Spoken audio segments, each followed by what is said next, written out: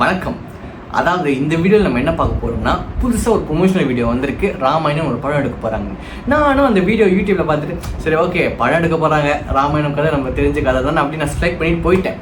அதுக்கப்புறம் தான் எனக்கு தெரிய வருது, சோஷியல் மீடியாலலாம் பார்த்தா ஏஆர் ரஹ்மான் சார் நம்மளோட ஆஸ்கர் நாயகனும் இன்டர்ஸ்டெல்லாரில் மியூசிக் போட்டிருப்பாரு ஹான்ஸ் ஜிம்மர், 2 பேரும் சேர்ந்து இந்த படத்தில் இணையறாங்க. ஓகே, படத்தில் மிகப்பெரிய ப்ரொமோஷனும் இருக்கு, படத்தில் மிகப்பெரிய நம்மளுக்கு ட்ரீட்டும் இருக்கு. கண்டிப்பாக மியூசிக்லாம் செம்மையாக இருக்க போது. முதல்ல வந்து அந்த ப்ரொமோஷனல் வீடியோ எடிட் பண்ணவங்களுக்கு வந்து ஹேட்ஸ் ஆஃப். என்னமா வீடியோ எடிட் பண்ணியிருக்கீங்க, சூப்பருங்க. அப்படியே நம்ம வீடியோ எடிட் பண்ணிங்கன்னா நல்லா இருக்கும். இல்லை அந்த அளவுக்கு காசு கொடுக்குறதுக்குலாம் நம்மளுக்கு இல்லை ப்ரோ. பட் எனக்கு என்னன்னா, எனக்கு சில பயங்கள் இருக்கு, இந்த படம் வந்து சில பிரச்சனைகளில் போய் முடியுமோ அப்படின்னு. இந்த வீடியோ பார்த்தீங்கன்னா லைட்டாக இந்த படத்தை வந்து வெளியாகிறதுக்கு முன்னாடி கிரிட்டிசைஸ் பண்ணுற ஒரு வீடியோவாக தான் இருக்கும். பட் நான் ஏன் பண்ணுறேன்னு கடைசியில் நான் உங்களுக்கு சொல்கிறேன், உங்களுக்கு தெரியும்னு நினைக்கிறேன். ஃபர்ஸ்ட் ஆஃப் ஆல், இந்த படத்தோட பிளாட் நம்ம எல்லாருக்கும் முக்கால்வாசிக்கு பேர் தெரிஞ்ச பிளாட்டுங்க.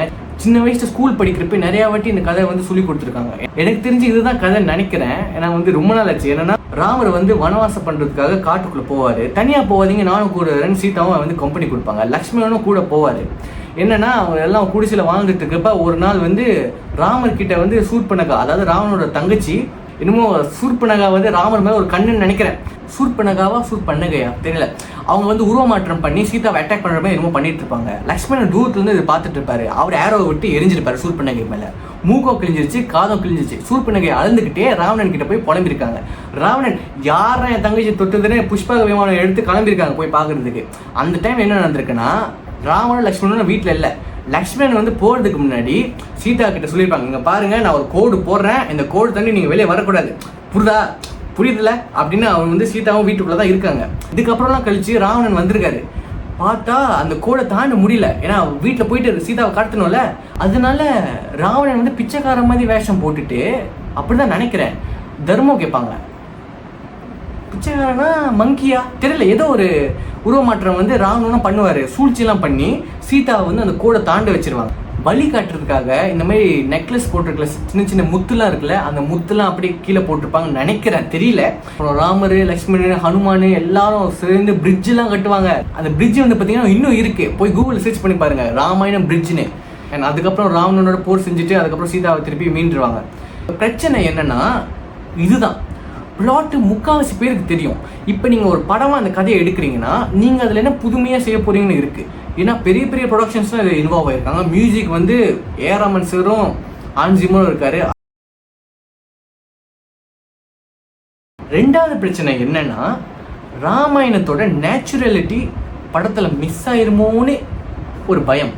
நீங்கள் சிவாஜி த பாஸ் படம் பார்த்தீங்கன்னா அதில் நம்மளோட விவேக் சார் ஒரு டைலாக் சொல்லியிருப்பாரு, ஏய் யாரை பார்த்து கருப்புன்னு சொன்னேன், தமிழ்நாடு கொந்தளிக்காமா, ராமர் கருப்பு, கிருஷ்ணன் கருப்பு, காமராஜர் கருப்பு, கவிப்பேரசு வைரமுத்து கருப்பு, திராட்சை கருப்பு, அந்த பியானோ கருப்பு, ஏன் திராவிட உண்மை வருமே, திராவிட நிறத்தின் உண்மையான நிறமே கருப்பு அப்படின்னு விவேக் சார் வந்து செம்மையா பேசியிருப்பாரு. அந்த டைலாக்லாம் நான் கரெக்டாக சொல்றேன்னு தெரியல. அதுலேயே வந்து நான் என்ன நினச்சிட்டேன்னா, ஓகே ராமர், கிருஷ்ணர், காமராஜர் இதெல்லாம் சொல்றப்ப ரஜினி சார் கம்பேர் பண்றப்ப ஓகே இந்த மாதிரி தான் கருப்பா இருப்பாங்க அப்படின்னு நான் ஒரு மைண்ட் செட்டில் இருந்தேன்.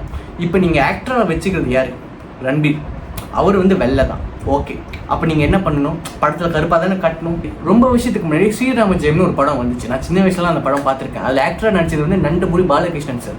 அவரும் வெள்ளை தான். பட் அவர் ராமர் வேஷம் போட்டதுனால அவர் கொஞ்சம் கருப்பாகவும் காட்டணும். பட் எப்படி கருப்பாக காட்டுறது, அவர் தான் வெள்ளையாக இருக்காரு. அதனாலே வந்து அவரோட ஸ்கின் ஃபுல்லாக ப்ளூவாக இருக்கும். நான் என்ன நினச்சிட்டு இருந்தேன்னா, எனக்கு வந்து புரியுற வயசு வரைக்கும் ராமர் வந்து ப்ளூ கலரில் தான் பிறந்திருக்காருன்னு நான் சின்ன வயசுல நினச்சிட்டு இருப்பேன். ஏன்னா அனிமேஷனில் பார்க்குறப்பையும் ராமர் வந்து ப்ளூ கலரில் தான் இருப்பார். நீங்கள் படத்தில் காமிக்கிறப்ப ப்ளூவாக தான் இருக்காங்க. நான் நினைப்பேன், என்னடா ப்ளூவாக இருக்காங்களே, இவங்களும் உண்மையிலே பிறக்கிறப்ப ப்ளூவாக தான் பிறந்தாங்களா அப்படின்னு நினச்சா அப்புறம் தான் தெரிய வருது. இல்லை, நீங்கள் கேட்கலாம், ஏன்டா இதெல்லாம் சாதாரண விஷயம் தானேடா, ஏன்டா ஸ்கின் கலருக்கு இவ்வளோ இம்பார்ட்டன்ஸ் கொடுக்குறேன்னு கேட்டிங்கன்னா, ஆப்வியஸ்லி இது சாதாரண விஷயம் தான். பட் இது கூட நீங்கள் கரெக்டாக டெபிக் பண்ணல நம்ம படத்தில். அப்படி எங்களுக்கு எப்படி நம்பிக்கை வரும் இந்த படம் வந்து உண்மையிலே பிளாட் படி கரெக்டாக தான் எல்லாத்தையும் கொண்டு போகிறாங்களான்னு? ஏன்னா எல்லாருக்கும் தெரியும் ராமர் எவ்வளோ கருப்புன்னு. ஓகேயா, அது மட்டும் கிடையாது, இது சாதாரண கதை இல்லை, நீங்களே எழுதி டைரக்ட் பண்ணல. இது வந்து நம்மளோட வரலாறு இருக்கிற மிகப்பெரிய 2 காவியத்திலிருந்து ராமாயணம், மகாபாரதம், ராமாயண கதையை எடுத்து பண்ணுறீங்க. அப்போ நீங்கள் வந்து அந்த லிட்ரேச்சரை நீங்கள் எவ்வளோ கரெக்டாக கரைச்சி குடிச்சு கரெக்டாக அப்படி எடுக்கணும். அப்போ தான் எங்களுக்கு நம்பிக்கை வரும். ஓகே நீங்கள் படம் பண்ணுறீங்க, கரெக்டாக லிட்ரேச்சர் தான் ஃபாலோ பண்ணி பண்ணுறீங்க, சும்மா உங்கள் இஷ்டத்துக்கு எடுக்காமல் ஆக்டர்ஸ்க்கு பிடிச்ச மாதிரி எடுக்காமல் கதையில் என்ன இருக்கோ அப்படியே எடுக்கிறீங்கன்னு நினைக்கிற போது தான் எங்களுக்கு வந்து கான்ஃபிடென்ட்டாக இருக்கும். ஏன்னா இது சாதாரணமான படமாக இருக்க போகிறதே கிடையாது. நம்ம ஆளுங்களுக்கு தெரியும் ஓகே இந்த கதை என்னென்னு. மற்ற நாட்டில் இருக்கிறவங்களும் இந்த படத்தோட கதை அவ்வளோவா தெரியாது, பட் தெரிய போகுது. கண்டிப்பாக அந்த படத்தை தியேட்டரில் பார்க்க போகிறாங்க. யாருக்காக? ஏஆர் ரஹ்மான் சார், ஹான்ஸ் ஜிமர், அவங்களே மிகப்பெரிய என்ன சொல்கிறது ஈர்ப்புங்க இந்த படத்துக்கு. அவங்க இந்த கதையை பார்க்குறப்ப அவங்களுக்கு தவறான இன்ஃபர்மேஷன் போய் சேர்ந்துருக்கூடாது. ரன்பீர் கபூரா இவ்வளோ வெள்ளையாக இருக்காரு, ஓகே அப்போ ராமன் இவ்வளோ வெள்ளையாக தான் இருந்திருப்பாரு, அப்படி செஞ்சுன்னா நீங்கள் தப்பான வியூவை கொடுக்குறீங்க அந்த படத்துக்கு. லிட்ரேச்சரை வந்து நீங்கள் மதிக்கல. ஆக்சுவலாக you're not giving the proper respect to the literature. ஏன்னா வந்து சாதாரண காவியம் இல்லைங்க, சும்மா ஒரு சாதாரண ஆளுங்க எழுதுனது. இது வந்து மிகப்பெரிய சிறந்த காவியம்ங்க. என்னோட பர்சனல் ரிவ்யூ என்னன்னா, இந்த படத்தை நீங்கள் எவ்வளோ செலவு பண்ணி எவ்வளோ பிரம்மாண்டமாக பண்ணணுமோ பண்ணுங்க, பட் கரெக்டாக நம்மளோட ராமாயணத்தோட லிட்ரேச்சரை ஃபாலோ பண்ணல, கஷ்டம் தான். நான் ஏன் இந்த படத்துக்கு வெளியாகிறதுக்கு முன்னாடி கிரிட்டிசைஸ் பண்ணுறேன்னா, இந்த படம் வெளியான அப்புறம் நிறைய பேர் கிரிட்டிசைஸ் பண்ணிடக்கூடாது. ஏன்னா நிறைய பேர் இன்வால்வ் ஆயிருக்காங்க, ரொம்ப பெரிய செலவு தாண்டி டெக்னிக்கலில் நிறைய பேர் ஒர்க் பண்ணிட்டு இருப்பாங்க. இந்த படம் ஓடுனா தான் அவங்களுக்கு சோறு. அதனால இந்த படம் நல்லாவும் ஓடணும். இல்லை இந்த வீடியோ நிறைய பேர் பார்ப்பாங்கன்னு கூட தெரியல, இது ஜஸ்ட் எனக்கு சொல்லணும்னு தோணுச்சு, நான் சொல்லிட்டேன். அண்ட் அவ்வளோதான். இந்த வீடியோ ஃபுல்லாக நான் எங்கேயாவது தப்பாக பேசியிருந்தேன்னா, தப்பான இன்ஃபர்மேஷன் எங்கேயாவது நான் தப்பாக சொல்லியிருந்தேன்னா ப்ளீஸ் என்னை கரெக்ட் பண்ணுறதுக்காக கமெண்ட் செக்ஷனில் போடுங்க, நானும் கற்றுக்கிறேன். ஓகே, வணக்கம். பாய்.